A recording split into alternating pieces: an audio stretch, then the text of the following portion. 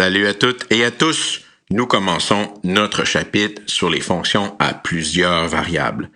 Même si ce chapitre s'appelle les fonctions à plusieurs variables, c'est un mensonge dans le sens que notre attention va être complètement dédiée aux fonctions à deux variables seulement. L'idée étant que si on sait comment passer d'une fonction de une variable à deux variables, c'est facile d'utiliser, c'est relativement facile d'utiliser les idées pour extrapoler à qu'est-ce qui se passerait pour les fonctions à n variables en général. Donc, on va complètement s'intéresser seulement aux fonctions à deux variables dans ce chapitre-ci. Donc, regardons la définition. Donc, une fonction à valeur réelle de deux variables, c'est une opération qui prend un sous-ensemble de R2. Ce sous-ensemble-là va être, bien sûr, ce qu'on va appeler le domaine de la fonction. Puis on est dans R2 parce qu'on a deux variables. Donc, nos domaines, c'est plus juste des intervalles. Ça va être vraiment des sous-ensembles dans le plan cartésien. Puis on va prendre, donc cette opération-là prend une paire de nombres puis la transforme vers un nombre. Donc, j'ai une seule sortie, puis cette sortie-là va être une valeur réelle dans R. Okay? Donc, puis il y a juste une sortie pour une entrée. Mais ici, les entrées, c'est des paires de nombres. Donc, il faut faire attention à chaque fois qu'on vous demande trouver un point dans le domaine, mais un point dans le domaine va être un point dans le plan cartésien, donc une coordonnée X et une coordonnée Y, okay, pour représenter l'entrée. Donc, la plupart de nos exemples, si c'est pas 100% de nos exemples, de nos fonctions à plusieurs variables vont être des équations. Donc, ça va être des fonctions qui vont être représentées algébriquement. Donc, ça va être vraiment notre gros intérêt. Donc, seulement les fonctions qui sont définies par des formules. Donc, j'ai deux exemples ici. Une fonction f qui est 2x5 y au carré moins x cube moins y4 moins 5xy plus 1. Et la fonction g, y au carré fois ln, ouvre la parenthèse, x cube plus y4, ferme la parenthèse. Puis bien sûr, lorsqu'on utilise des fonctions, la première chose qui est extrêmement essentielle pour bien comprendre l'équation qu'on a entre les mains, c'est quoi son domaine. Donc les premières questions qui vont nous intéresser, c'est calculer les domaines des fonctions à deux variables. Puis puisque tous nos exemples vont être des exemples où ce que les fonctions vont être définies algébriquement, les domaines vont être des calculs. Mais les restrictions vont être exactement les mêmes, dans le sens que lorsqu'on calcule un domaine, il y a toujours trois choses à checker. Tu veux pas diviser par zéro, tu veux pas calculer de racine carrée ou de racine paire en général de nombres strictement négatifs, puis on veut pas de logarithme de nombres négatifs, incluant les nombres nuls. Donc, ça va être les mêmes restrictions, c'est juste que les opérations vont se faire sur des équations à deux variables.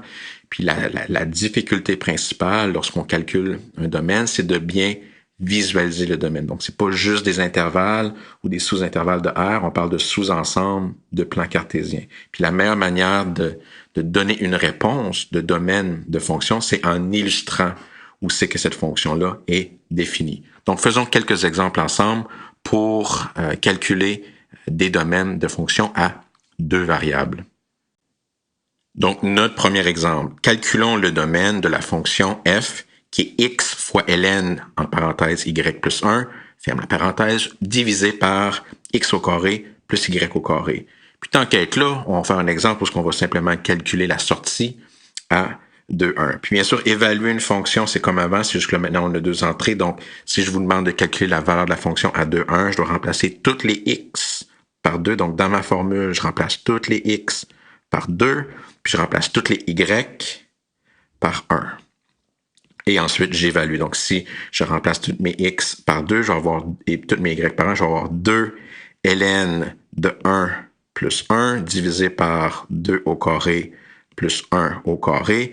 Puis si vous simplifiez le tout, ça va donner 2 sur 5 ln de 2. Donc, bien sûr, le point de 1 est dans le domaine de la fonction parce que je suis capable de l'évaluer. Maintenant, comment on fait pour calculer le domaine?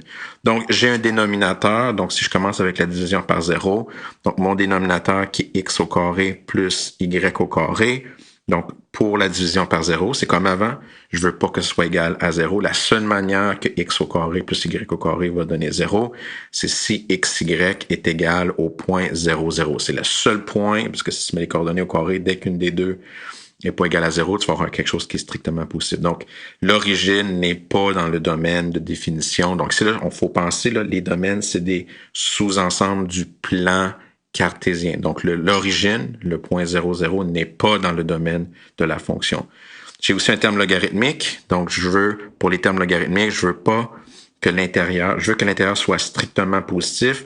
Si y plus 1 doit être strictement plus grand que 0, alors y doit être strictement plus grand que 1. Donc, j'ai deux conditions, okay, pour mon domaine. L'origine ne peut pas être dans le domaine et je veux que y soit plus grand, strictement plus grand que moins 1. Donc, ce que j'ai fait pour vous en bleu, j'ai dessiné la droite y égale à moins 1. Donc, toute la portion qui est au-dessus du plan cartésien est potentiellement dans le domaine. Donc, ça, c'est une des restrictions avec mon ln. Donc, qu'est-ce que j'ai fait? C'est que j'ai dessiné la portion en bleu au-dessus. J'ai utilisé une ligne pointillée parce que mon inégalité est stricte. Donc, si mon y est égal à moins 1, si j'ai un point parce que la coordonnée y est égale à moins 1, je vais avoir un ln de 0 qui va crasher. Donc, tous les points qui sont strictement au-dessus de la droite, y est égal à moins 1, fait partie du domaine, sauf, bien sûr, l'origine que j'ai été obligé d'enlever. Donc, je sais que l'origine ne fait pas partie du domaine de définition. Donc, j'ai aussi enlevé, là, j'ai donc troué mon domaine, en guillemets. Donc, toute la zone qui est en bleu, okay, donc qui est strictement au-dessus de y égale à moins 1, excluant l'origine, fait partie du domaine. Puis la meilleure manière de répondre à une question du domaine, c'est en illustrant le domaine comme étant un sous-ensemble du plan cartésien. Allons à notre prochain exemple. Donc, notre prochain exemple, on veut calculer le domaine de f qui est égal à 1 plus la racine de x plus y plus 2. Puis, tant qu'à être là, on va pratiquer à évaluer notre fonction. On veut calculer la sortie au point moins 1, 8. Donc, si je remplace toutes mes x par moins 1 et tous mes y par 8, je vais avoir 1 plus la racine de moins 1 plus 8 plus 2. Donc, moins 1 plus 8 plus 2 me donne 9. Racine de 9, c'est 3 plus 1 qui me donne 4. Donc, moins 1, 8 fait bien partie du domaine de définition. Donc, si la seule chose que j'ai, c'est une racine carrée, donc comme avant, lorsque j'ai une racine carrée, il faut que l'intérieur soit plus grande ou égale à 0. Donc, c'est les mêmes restrictions, donc c'est les mêmes inégalités qu'auparavant. Il n'y a vraiment rien de nouveau. Moi, je vous conseille si possible, d'isoler le y en fonction de x. Donc, si j'isole le y dans cette équation-ci, j'ai que y est plus grand ou égal à moins x moins 2. Donc, qu'est-ce que j'ai fait? J'ai dessiné la droite y égale à moins x moins 2. Je l'ai dessiné en plein et en bleu parce que c'est inclus, parce que mon égalité est inclusive. J'ai plus grand ou égal. J'ai dessiné en bleu la portion au-dessus parce que j'ai plus grand ou égal à moins 2. Et voilà mon domaine. C'est la seule restriction que j'ai à dessiner. Donc, toute la portion qui est en bleu, incluant la frontière, qui est la droite y est égale à moins x moins 2, fait partie du domaine. Puis vraiment, dessiner le domaine pour une fonction de variable, c'est la meilleure manière. Okay? Donc, de bien visualiser où c'est que la fonction est définie.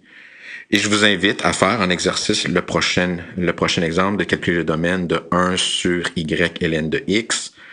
Puis de le pratiquer par vous-même, vous avez accès aux solutions. Mais pour la définition d'une fonction de variable, donc deux entrées qui construisent une sortie et être capable de bien visualiser le domaine, parce que pour n'importe quel type de fonction, savoir où c'est que la fonction est définie, c'est la première étape. Okay? Donc, comme les fonctions à une variable, le domaine de définition, c'est le point de départ. Alright, pour cette vidéo qui introduit les fonctions à deux variables avec leur domaine, that's it, that's all. Bye bye là.